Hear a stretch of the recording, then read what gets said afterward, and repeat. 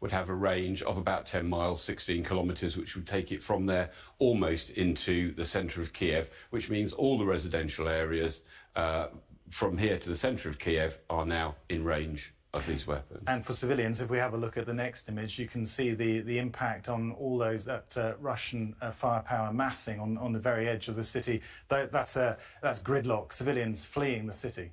Yes, and this is what happens when you terrorise a civilian population. And back to what we've been discussing before, this seems to me indicative of Plan B. The Russians aiming to circle Kiev, aiming to terrorise the population, aiming to put pressure on Zelensky to force some form of compromise. Well, let's pull back and look at the whole map of Ukraine then, because around the country now, we know there have been reports from the Ukrainian authorities of 3 senior Russian generals have been killed in the conflict so far. What's the significance of that?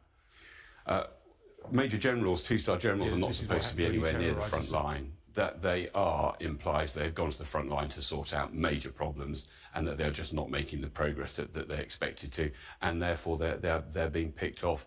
The Russian claim that they've lost about 500 people when you've lost 3 major generals just cannot be credible. It tells me that the Russian military plan is not going according to plan.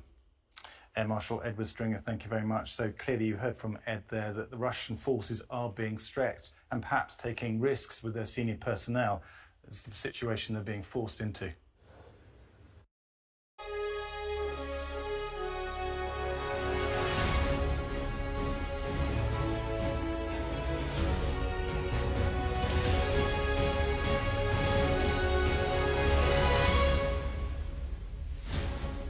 It's 7 o'clock. This is a Sky News special programme on the war in Ukraine. Our top story. At a turning point, the verdict of the Ukrainian president as Russian forces edge closer to Kiev.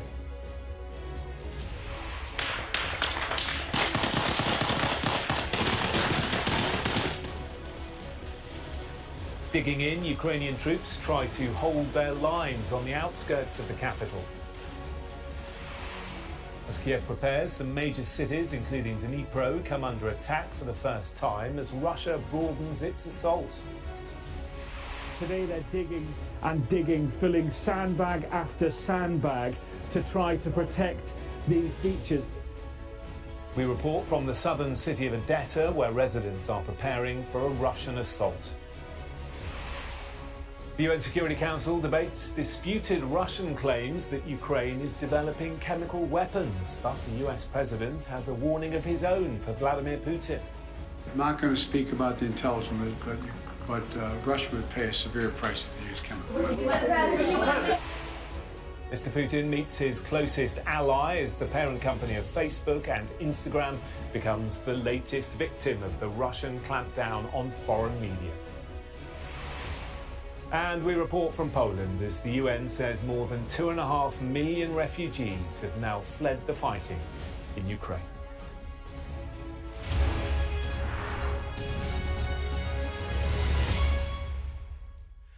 A very good evening. Thanks for joining us. I'm Jonathan Samuels, and this is a special programme on the war in Ukraine. The country's President Volodymyr Zelensky said today that the conflict has now reached a strategic turning point as more major cities across the country become caught up in the Russia offensive. The main focus, however, remains the capital, Kiev, with Russian forces moving 3 miles closer in the past 24 hours, according to a senior US defence official. Well, let's take a look now at the latest developments. There's been renewed fighting on the outskirts of the capital and in the eastern city of Kharkiv, where a psychiatric hospital was hit by a Russian airstrike. There's no word on casualties, but 330 people were at the hospital. Dnipro is the next likely target as Russia's southern offensive moves north. 2 other strikes near airports in the western cities of Lutsk and Ivano-Frankivsk were also reported. Sky's Katerina Ritozzi has the latest on today's developments. Russia hadn't prepared for this. With guns and anti-tank missiles, Ukrainian forces repel an assault outside of the capital, Kiev. This firefight was filmed yesterday. This is payback for the bombing of Mariupol, this soldier says. According to British intelligence, unexpected Ukrainian ground resistance is limiting the progress of Russia's forces. The foreign fighters amongst them seen by Russia as Western provocation. Regarding the gathering mercenaries from around the world for Ukraine, we see them, the Western sponsors of the Ukrainian regime, do not keep it secret. They do it openly, disregarding international law.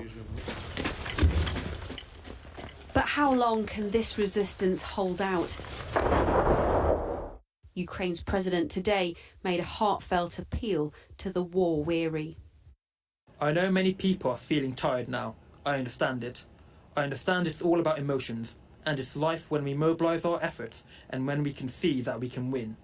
We expect the enemy to fall quicker, but the truth is, in this war, the fight, we need more time. We need more patience. We need to be wise. We need to do our job the best we can to gain the victory. But UK intelligence says Russia is planning a fresh wave of assaults. This video was released by the Russian army. They purport it shows their troops on the move on the outskirts of Kiev. US defence officials say some Russian contingents are now just 9 miles away. Other major cities are also under attack. Captured on CCTV this morning, Sky News has verified this video from just before 6 a.m. There's no obvious military target here. This was a shoe factory. Now it's embers and ash. As air raid sirens blare, civilians here scramble for safety underground. More than 2 million people have now fled Ukraine. Those still here in besieged cities like the northern Kharkiv find shelter wherever they can. In the southern port city of Mariupol, there is yet another attempt at establishing a humanitarian corridor to help hundreds of thousands of people safely escape a place where there's no food and no fuel. The Russian army continues to do airstrikes, air bombing, artillery shelling, and their troops are behind the city, and in some districts of the city we have street battles. So as you understand, the humanitarian situation decreases hour by hour, second by second. Ukrainian officials today appealed yet again for international military might to maintain a no-fly zone. The US president, though, clear and firm they wouldn't support one. We'll defend every single inch of NATO territory with the full might of the united and galvanized NATO. We will not fight a war against Russia in Ukraine. Direct confrontation between NATO and Russia is World War III, something we must strive to prevent. But as families cower in basements, there's the spectre of further atrocities. Russia says the US has been making biological weapons in Ukrainian labs, claims the US and UK say are a fake story to cloak a possible chemical attack of Russia's own. A fake story with very real victims, living in places where aid can't get in and from where they can't get out. Katerina Vitozzi, Sky News.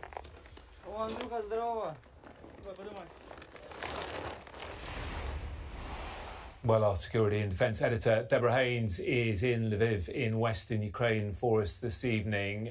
Deborah, what more can you tell us then about these reports of a fresh wave of attacks by Russia, Russia really ramping up the pressure?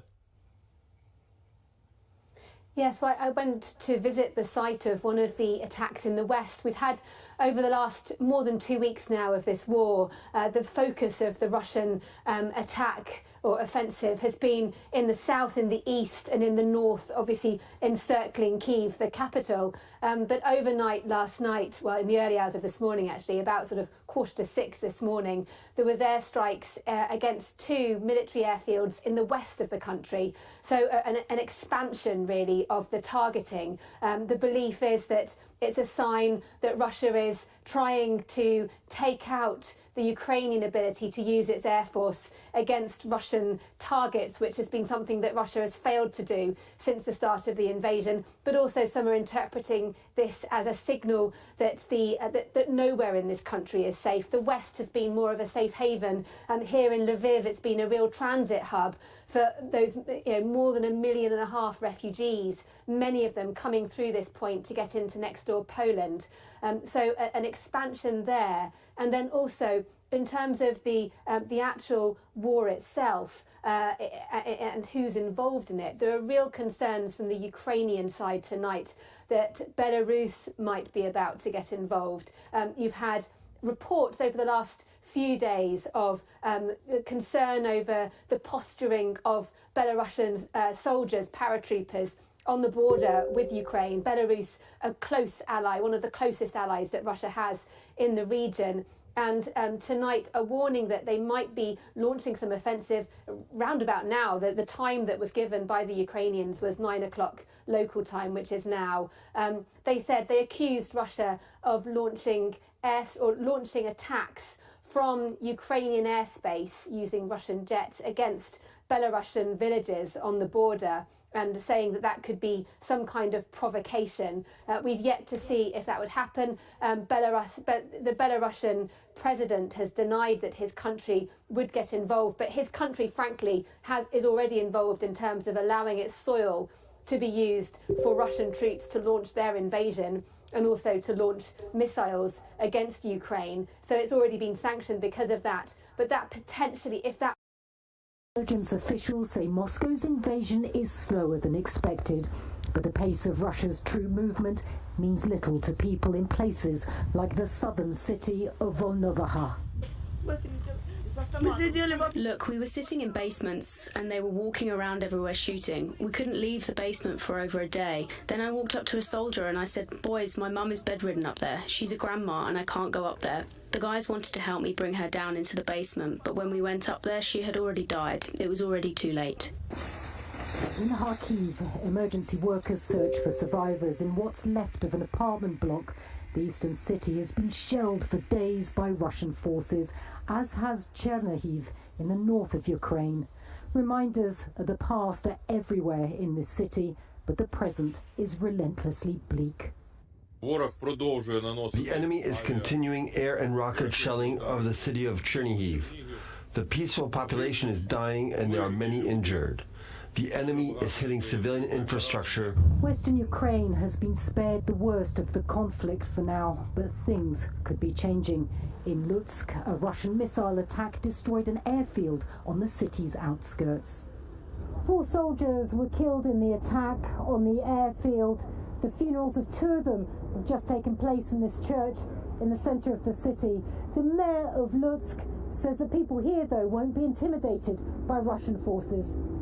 People were just a little scared, but we have no total panic in our city. We don't see people leave in our city. We don't see refugees live in our city, and we are still believe that Ukraine will win. Lutsk is 100 be intimidated by Russian forces. People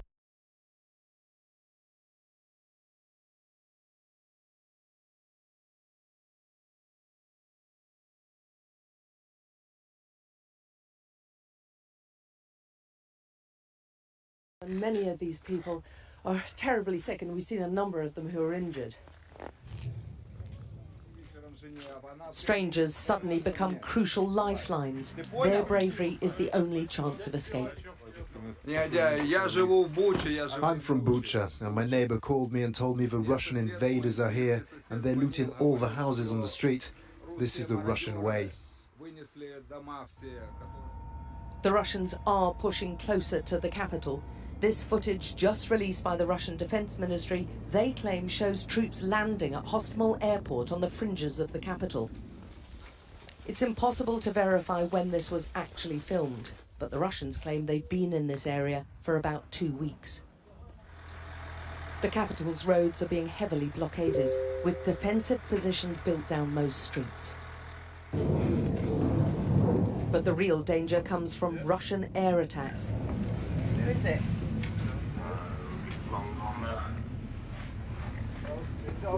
There's a missile going up, there's a missile in the sky. Behind you. The trail of white shows they missed their target this time.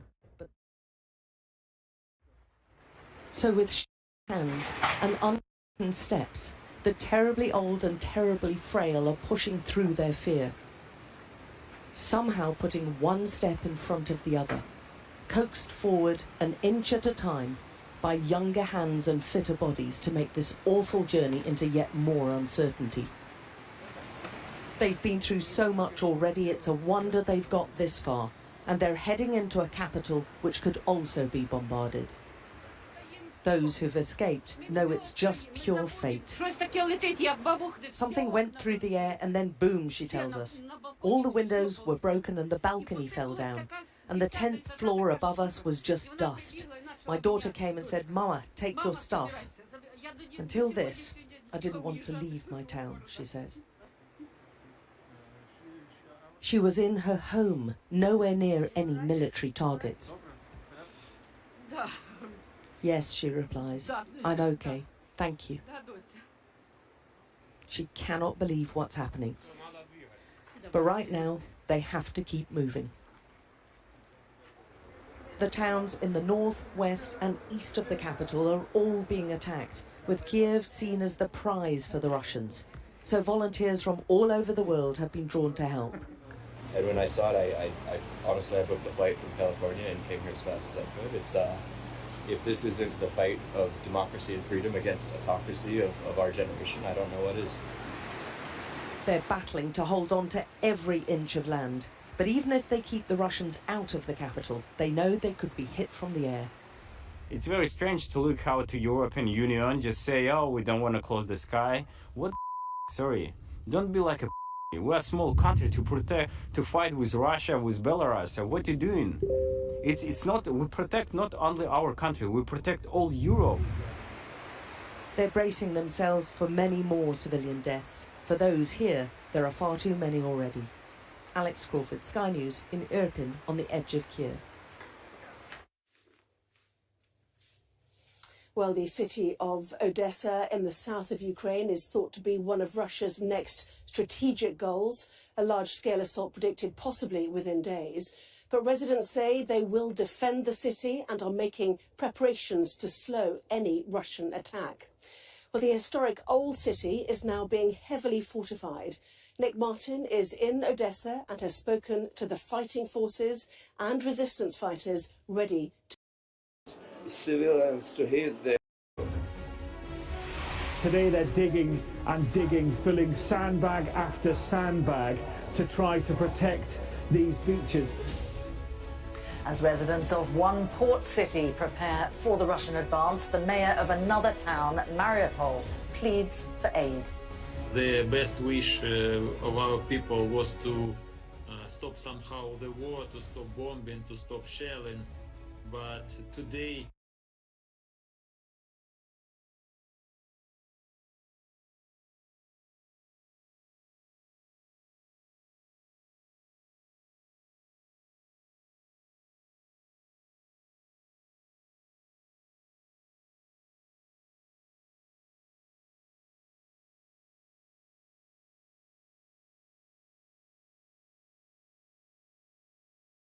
И еще раз здравствуйте, мои уважаемые зрители. На дворе у нас заканчивается 12 марта. И сегодня последний коротенький итоговый обзор событий на фронте. И еще один большой блок будет посвящен технической, ну не только технической, а вообще очень важной информации. Итак, для начала, что у нас происходит на фронте.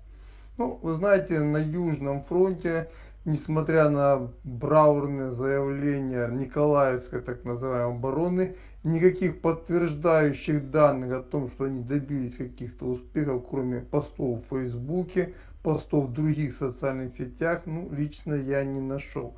То есть очень похоже, что у них настолько все плохо, что все их победы перемещаются постепенно в Facebook. А вот на Криворожском направлении сегодня завязались довольно интенсивные бои. Стороны явно пытаются прощупать позиции друг друга. Бои идут примерно в границе Днепропетровской и Херсонской областей, пока о их результатах ничего не известно. Также, согласно последней сфотке Министерства обороны Российской Федерации, российские войска сегодня не вошли в Угледар, но вышли по сути на самые ближайшие его подступы. Причем ВСУ взорвали все мосты в этом районе, понимая, что больше они удерживать эти позиции уже не смогут. Тем не менее, средний темп продвижения российских войск за последних несколько суток составлял примерно 15 километров в сутки, что в целом довольно неплохой результат. В общем, пока локализовать этот прорыв украинские войска не могут, а смогут ли, поглядим уже в ближайшие несколько дней. Также в целом